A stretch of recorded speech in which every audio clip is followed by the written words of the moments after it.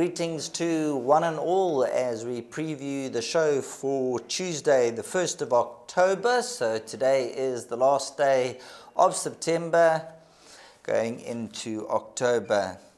Right, on the line is Alistair Cohen. And Alistair, how are you doing? And then secondly, what do you make of the card?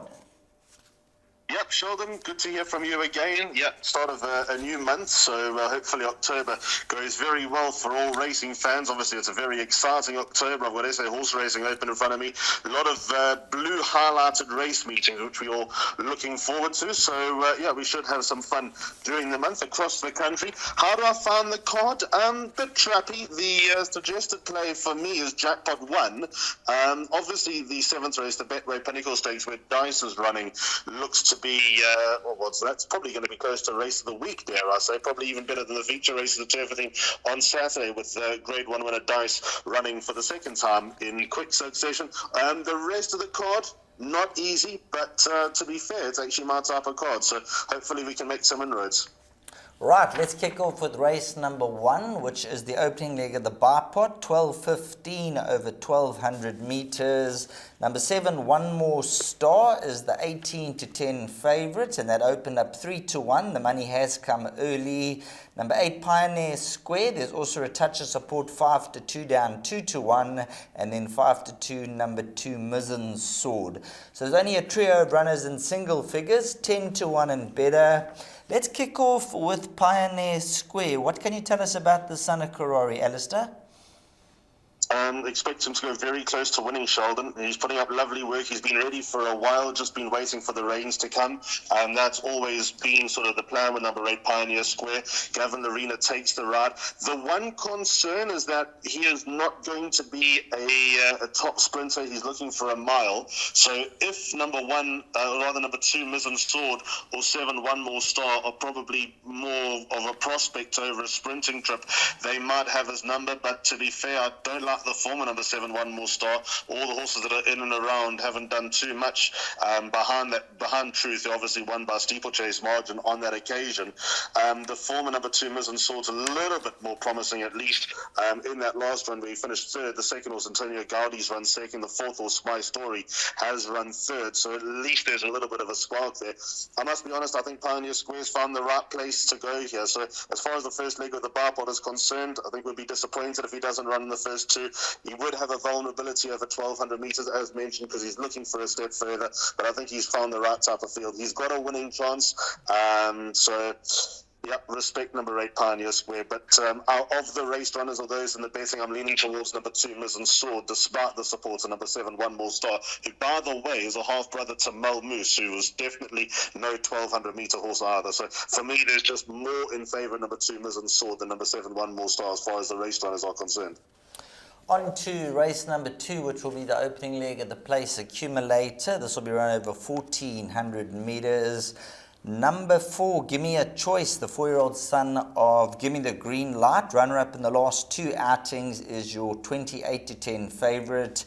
Number 2, We Are the Logans, the stable companion at 3-1. Number 7, Corrupt, who won very well on debut, is at 3-1. And then we've got number 6, Pearl in Her Crown, and number 1, Happy Mo, both attracting a little bit of early support, down 4-1 and 11-2 respectively. If I had to give you a choice in the second race, would number 4, Give Me a Choice, be your first pick, or are you looking elsewhere?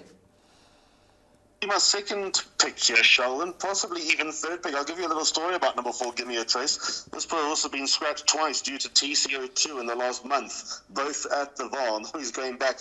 Hopefully he doesn't get the same result again, because he's probably found easier races to win than what he finds here, and he's just not got an opportunity to race, unfortunately. He's obviously one of those horses who carries naturally high levels of TCO2. Just quickly, what I didn't mention in race 1, and just going forward for the rest of the card, high number draws will be favoured at this meeting at the Vaal. The inside rail is set 8 metres in, the outside rail set at 0, so higher number draws would be expected to be the office down the straight at the Vaal. So if Give Me a Choice is my second or third selection, who's my top selection will be number 7, Corrupt. The half-brother to all those stayers that Fabian Habib trains, and some of them have been Derby winners. So again, you wouldn't expect 1,400 meters to be his sweet spot. But with that said, his win, although beating horses that haven't won yet, Kelly Cyborg still a maiden, Chili Bomb still a maiden, Zafar still a maiden, 12 o'clock high came out and won at least, that finished 5th.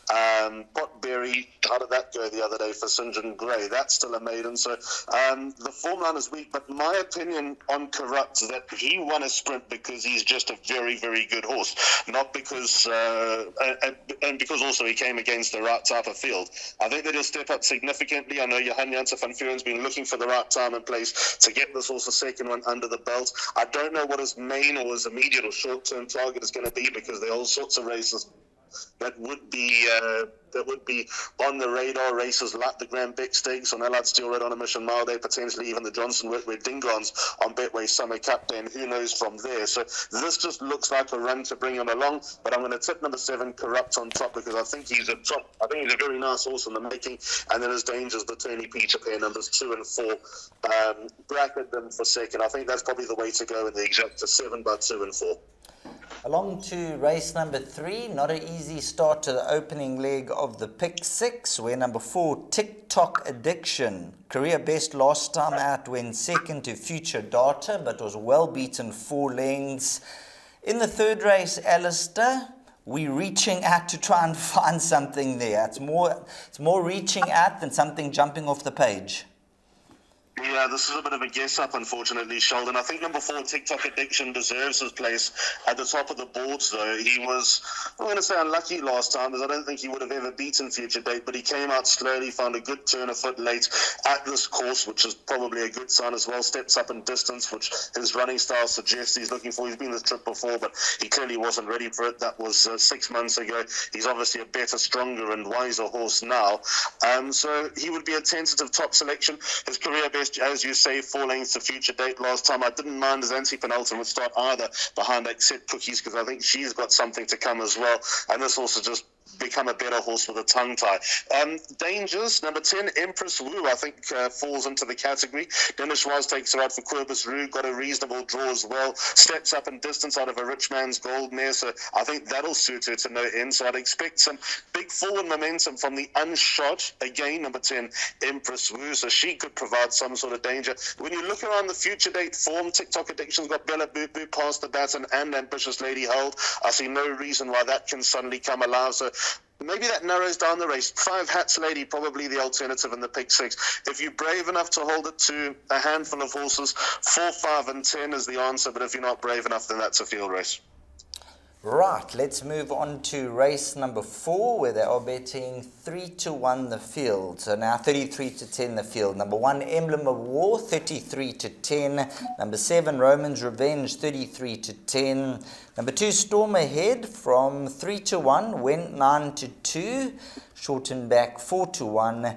And then after that, we have number 4, Gamer, at 6 to 1, along with number 8, Snow Moon.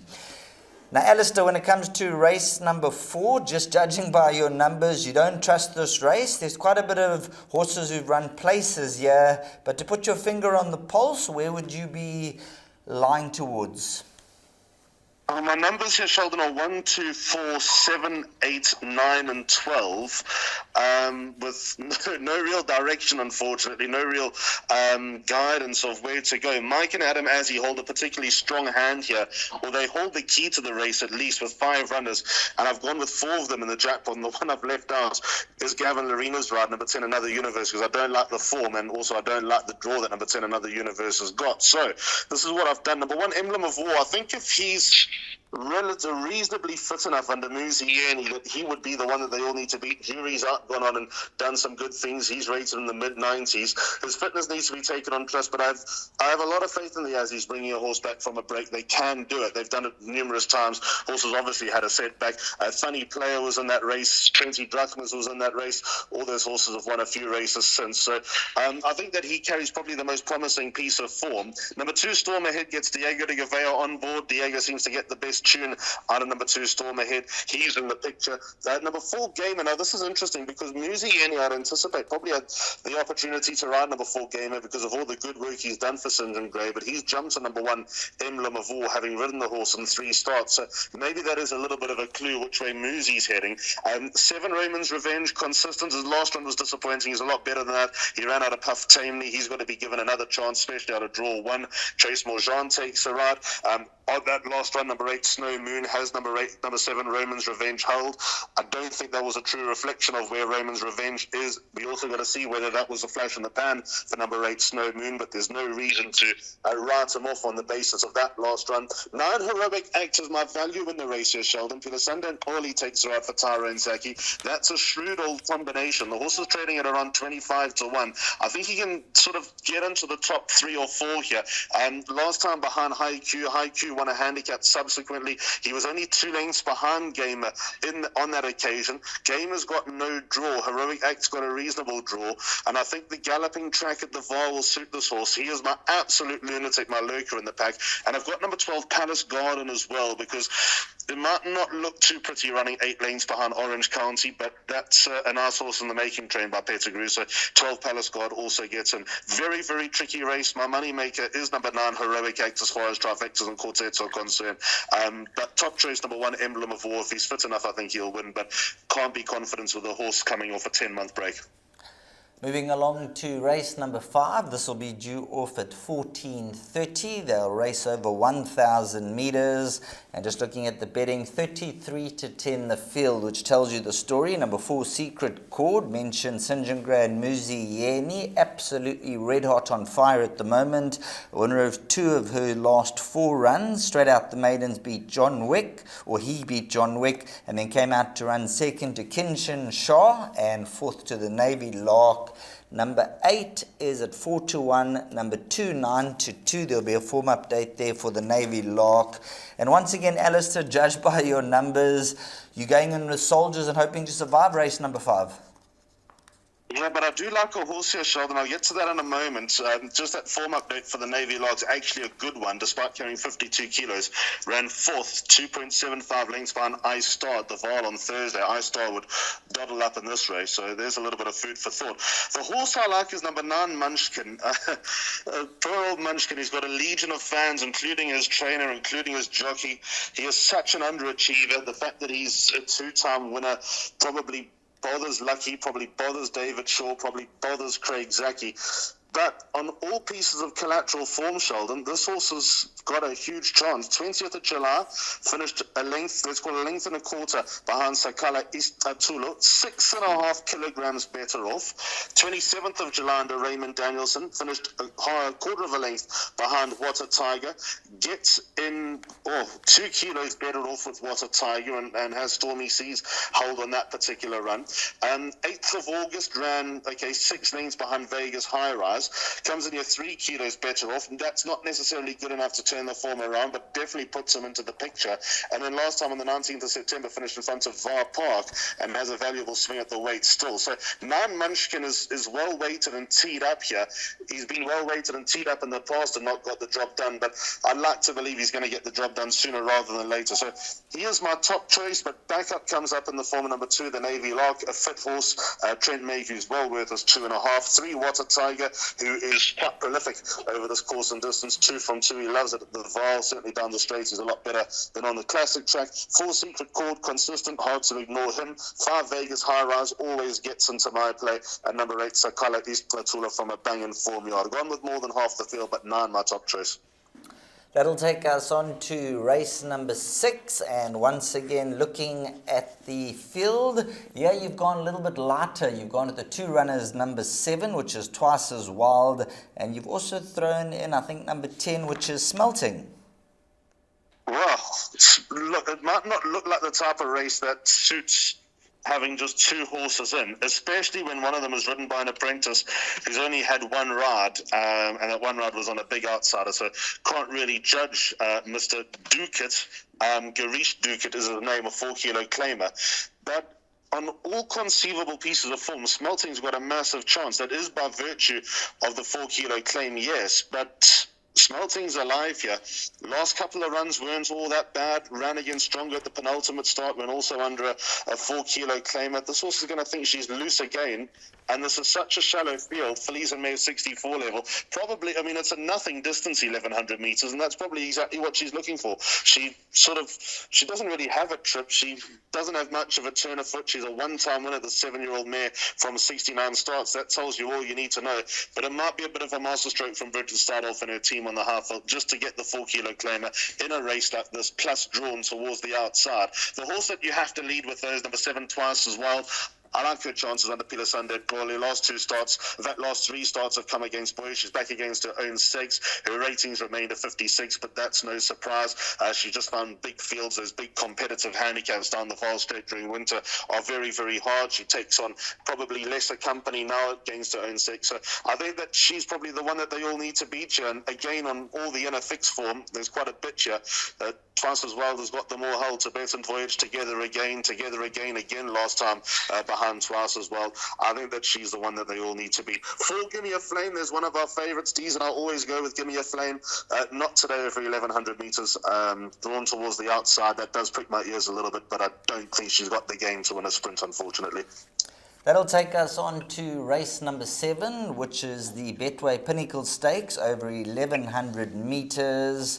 And number 1, Dice, will be a very popular banker, an 8-time winner from the 18 runs to date. Pierce Stratum jumps back aboard after riding this individual the last 2 runs, beating Rulership last time after casting a shoe, back to best. And it's quite simple here in race number 7. If you roll the dice, number 1 should come up, and it should be into the winner's enclosure on the exposed form, Alistair. Then we're comparing grade 1 form with not grade 1 form. It's as simple as that. I mean, they're good horses around here. Quantum Theory's been a lovely horse to follow. Sheldon, I know, is an absolute darling of Johan Janssen van Vuren. He'll do anything for the son of Quarari. It really is one of his favourites. And none of the others have tasted group level. This is a grade 1 winner as Dice. Pierce Stratum, I believe, has been sort of given the ride for on Dice for the rest of the season with another tilt of the Cape Flying Championship, likely to be his main target. He needed gelding badly. I mean, Lucky will tell you every story in his interviews with number 1 Dice that he just went horribly flat after Cape Town. He doesn't enjoy soft going, which he had to compete with twice in Joburg. He had to give weight away at Hollywoodbets Scottsville in the Golden Horse Sprint. That was never going to be easy for him.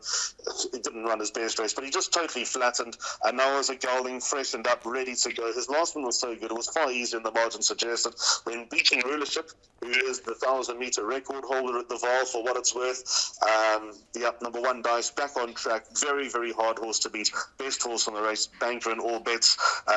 Looking for a danger. Number 5 Troppo Veloce over 52.5, but I find it hard to believe that they're quite in the same category despite the 10 and or 9.5 kilos in it. So, one more hurdle left to negotiate, and I'm afraid race number 8 is going to be a very big hurdle to jump. So, race number 8 over 1,200 meters. They're betting 9-2 the field. Alistair, where do we start in race number 8? I see they got number 6 Inner Fix and number 2 Aralina and number 8 Samoa. They're all trading at 9-2, which tells us the open nature of this race. Sheldon, the reason why I didn't tip a pick 6 for the show is because of this race. It's intimidating, it's hard, it's the typical Vaal out-of-season handicap, the same old suspects running against each other, all sorts. I mean, just look at that collateral form page. I mean, they just run against each other and beat each other time and time again. So it's very, very hard to speculate. There are a few horses that I think deserve a mention here. I'm going to lead with number 4, Written in Stone, funny enough, under Louis Lapa for Brett Weber. This evergreen 9-year-old who won 54 days ago, more than 1,000 days after his prior victory. He's drawn towards the outside. He got a penalty for being a loser last time, which I absolutely loathe, but he's clearly, he's feeling as well as he ever has as number 4, Written in Stone. So I'm going to lead with him, but with absolutely no confidence at all. Other chances, 6 Inner Fix, absolutely. 7 Jet Cat, by the time this race runs, we'll know if the inside is totally dead. If it is dead, then I won't include number 7 Jet Cat anywhere, but if there is a little bit of life towards the inside, then I'll put him in because I've always got time for Jet Cat. He's done me a few favours along the way. He's reasonable down the straight. When I say reasonable, he runs his best races down the straight. So I can't see him being too far away if the going is playing fairly. 8 Summer, I mean, here's another evergreen horse trained by Bridget Stardoff. Approaching 100 start, the 10-year-old. Gavin Lorena's ridden more than half of her career wins, so drawn towards the outside, chance as well. And then down the page, also same comment applies for number 13, Sam the Wise Man, is what I used. 4 Jet Cat, if the going's playing towards the inside, becomes a bit of a chance. Perfectly weighted here, off the benchmark of 66 or 52 kilos. Bottom weight, not under sufferance. New yard as well, so I'm expecting a good run for number 13, Sam the Wise Man, but it could be fireworks if things work out from draw 5. So there we have a look at the 8-race program at the Vaal. And number 4, Written in Stone, a 9-year-old, having his 92nd run, a 5-time winner, pushed up the 4 points for running 4th last time out. So let's see how he goes. Then we've got number 8, Samoa, who's a 10-year-old, having his 96th run, and some other old soldiers in the race who having their 50th, their 60th run, so that tells the tale. Alistair, we're going to bring up your suggested bet for the day, and hopefully those numbers will come alive on the racecourse. Yeah, the average age of that race will be quite a startling calculation. So here's the jackpot, which starts in race number 4. Of course, the 4th race runs at 5-2. Fairly early start of the Vaal on Tuesday. So 1, 2, 4, 7, 8, 9, and 12. Emblem of War, Storm Ahead. Number 4, Gamer. 7, Raymond's Revenge. 8, Snow Moon. 9, Heroic Act. And number 12 on the card, Palace Guard. About 2, 3, 4, 5, 8, and 9. The Navy Lot, What a Tiger, Secret Chord. Vegas High Rise, Sakala, Tulu, and Munchkin. By 7 and 10 twice as well. Smelting, holding a very, very tricky race to 2 horses by banking number 1 Dice. It'll be a popular play on the day. Well, thanks very much, Alistair, for the contribution each and every week that you put in, and hopefully you have a top day's racing. Keep well. Brilliant. Thanks, Sheldon. Same to you. Same to all the viewers, all the racing fans out there. Looking forward to the rest of the week. Should be good. There we go, Alistair Cohen on the line, joining us for the Vaal meeting, an 8-race program. Doesn't look cut and dried, so if you structure your perms correctly, hopefully you as the punter will come out on top.